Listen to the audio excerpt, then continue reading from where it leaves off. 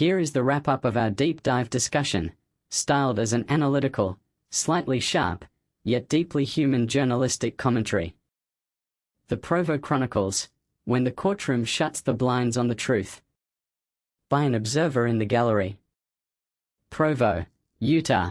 There is a distinct, almost poetic irony blowing through the corridors of the 4th District Court in Utah these days.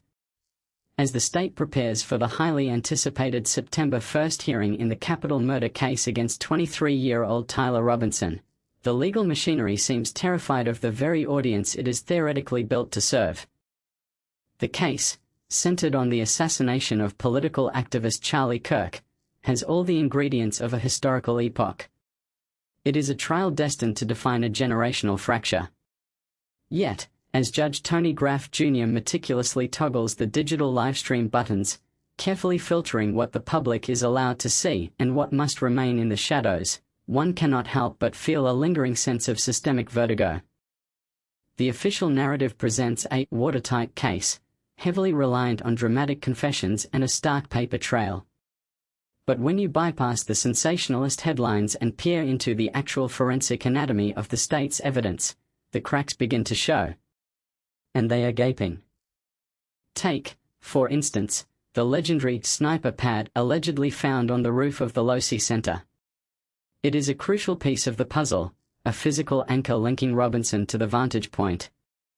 Yet, by some astronomical twist of cosmic bad luck, the securing officer's body camera reportedly ran out of battery precisely as his boots hit the roof. Conveniently, the standard, piercing low battery warning chime, the one designed by manufacturers to be unmissable, is nowhere to be heard on the preceding audio tracks. It is a silence that speaks volumes, leaving the defense to wonder aloud whether the camera was drained by time, or simply flipped off by a human thumb. Then comes the ballistic enigma. A high-velocity military-caliber bullet, fired into a crowd, that somehow leaves the victim with catastrophic internal trauma but a pristine absence of an exit wound. A projectile so shattered by bone that the ATF's own forensic experts had to label the match inconclusive. To top off this mosaic of doubt, the prosecution offers a charred scrap of paper found in the trash, supposedly a written confession, upon which the naked eye can barely discern a single drop of ink. Judge Graff's response to these glaring vulnerabilities has been to draw the curtains. Under the banner of ensuring a fair trial and preventing a reality TV show media circus, the court has routinely cut the live video feed during the presentation of these exact, problematic pieces of evidence. But this is where the legal logic clashes violently with democratic reality.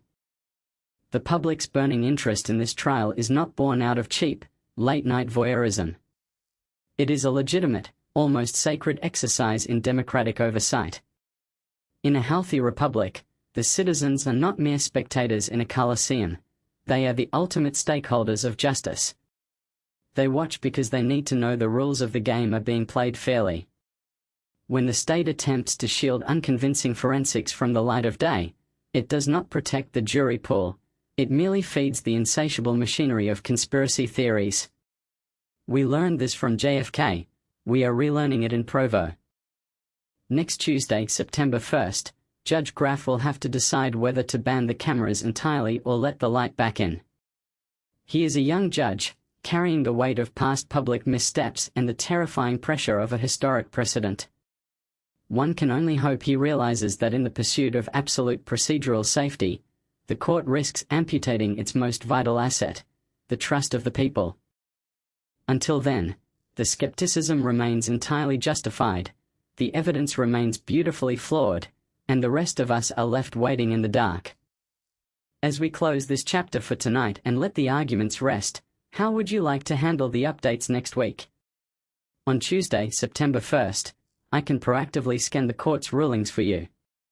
Should we focus first on whether the judge throws out the body cam evidence, or are you more anxious to see if he succumbs to the defense's demands for a total media blackout?